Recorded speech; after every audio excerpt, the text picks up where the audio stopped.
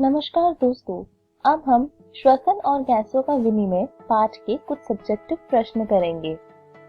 पहला प्रश्न, सामान्य निःश्वसन के उपरांत फेफड़ों में शेष वायु के आयतन को बताएं। एक सामान्य समाप्ति के बाद फेफड़ों में शेष हवा की मात्रा कार्यात्मक अवशिष्ट क्षमता FRC के रूप में जानी जाती है। इसमें एक्सपिरेटरी रिजर्व वॉल्यूम ERV और अवशिष्ट आयतन यानी RV शामिल है। ERV हवा की अधिकतम मात्रा है जिसे एक सामान्य समाप्ति के बाद निकाला जा सकता है। यह लगभग 1000 ml से 1500 ml है। RV अधिकतम समाप्ति के बाद फेफड़ों में शेष हवा की मात्रा है। यह लगभग 1100 ml से 1500 ml है। जैसा कि आप देख सकते हैं FRC बराबर ERV प्लस RV यानी 3000 ml। मानव फेफड़ों की कार्यात्मक अवशिष्ट क्षमता लगभग 2500 से 3000 ml है। दूसरा प्रश्न, गैसों का विसरण केवल गुप्तकाय क्षेत्र में होता है, श्वसन तंत्र के किसी अन्य भाग में नहीं, क्यों? इसका उत्तर है, प्रत्येक एल्वेओलस स्क्वैमस उपकला कोशिकाओं की अत्यधिक पारगम्य और पतली परतों से बना होता है। इसी तरह रक्त कोशिकाओं में स्क्वैमस उपकला कोशिकाओं की परतें होती हैं। ऑक्सीजन युक्त हवा नाक के माध्यम से शरीर में प्रवेश करती है और वायु कोशिका तक पहुंचती है। शरीर के ऑक्सीजन रहित रक्त को नसों द्वारा हृदय में लाया जाता है। हृदय इस ऑक्सीजन के लिए फेफड़ों में पंप करता है। ऑक्सीजन तथा कार्बन डाइऑक्साइड का आदान प्रदान एल्वियोली के आसपास की रक्त कोशिकाओं और एल्वियोली में मौजूद गैसों के बीच होता है। इसी प्रकार एल्वियोली गैसीय विनिमय के स्थल है। दबाव या एकाग्रता अंतर के कारण गैसों का आदान प्रदान साधारण विसरण द्वारा होता है। एल्वियोली और कोशिकाओं के बीच की बाधा पतली है और गैसों का प्रसार उच्च आंशिक दाब से निचले आंशिक दाब तक होता है। एल्वियोली तक पहुंचने वाले शिरापरक रक्त में वायु कोशिकीय वायु की तुलना में ऑक्सीजन का आंशिक दबाव कार्बन डाइऑक्साइड का उच्च आंशिक दबाव होता है, इसलिए ऑक्सीजन रक्त में फैलता है। इसके साथ ही कार्बन डाइऑक्साइड रक्त में वायु कोशिकीय में फैल जाती है।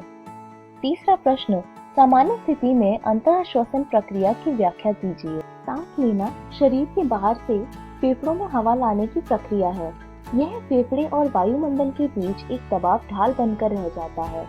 जब हवा फेफड़ों में प्रवेश करती है तो डायफ्राम पेट की गुहा की ओर सिकुड़ जाता है, जिससे सांस की हवा को समायोजित करने के लिए वक्ष गुहा में जगह बढ़ जाती है। अपर कोस्टोरियल अक्ष में थोरैसिक चैम्बर की मात्रा बाहरी इंटरकोस्टल मांसपेशियों के एक साथ संकुचन के साथ बढ़ जाती है। यह पसलियों और उरोस्थि के बाहर निकलने का कारण बनती है, जिससे डॉर्सी-वेंट्रल अक्ष में वक्षीय चैम्बर की मात्रा बढ़ जाती है।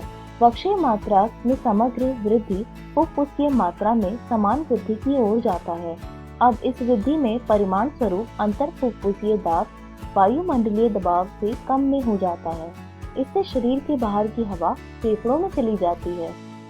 चौथा प्रश्न, श्वसन का नियमन कैसे होता है? मस्तिष्क के मज्जा क्षेत्र में मौजूद श्वसन लय केंद्र मुख्य रूप से श्वसन के नियमन के लिए जिम्मेदार है।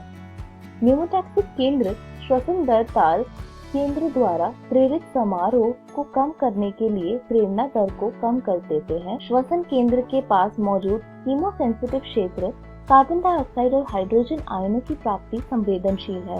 यह क्षेत्र तब यौगिकों को समाप्त करने के लिए समाप्ति की दर को बदलने के लिए संकेत देता है। कैरोटिड धमनी और महाधमनी में मौजूद रिसेप्टर रक्त में कार्बन डाइऑक्साइड और हाइड्रोजन आयनों का स्तर पता लगाते हैं। जैसे ही कार्बन डाइऑक्साइड का स्तर बढ़ता है, श्वसन केंद्र आवश्यक परिवर्तनों के लिए तंत्रिका आवेगों को भेजता है। पांचवा प्रश्न, पहाड़ पर चढ़ने वाले व्यक्ति की श्वसन की प्रक्रिया में क्या प्रभाव पड़ता है? इसका उत्तर है, जैसे जैसे ऊंचाई बढ़ती है, वातावरण में ऑक्सीजन का स्तर घटता जाता है। इसलिए जैसा कि एक आदमी चढ़ता है, उसे प्रत्येक सांस लेने के साथ कम ऑक्सीजन मिलती है। इससे रक्त में ऑक्सीजन की मात्रा घट जाती है। श्वसन दर रक्त की ऑक्सीजन सामग्री में कमी के जवाब में बढ़ जाती है। इसके साथ ही रक्त को ऑक्सीजन में की आपूर्ति बढ़ाने के लिए दिल की धड़कन की दर बढ़ जाती है। और इसी तरह हमारे सारे महत्वपूर्ण सब्जेक्टिव प्रश्न समाप्त हुए। धन्यवाद।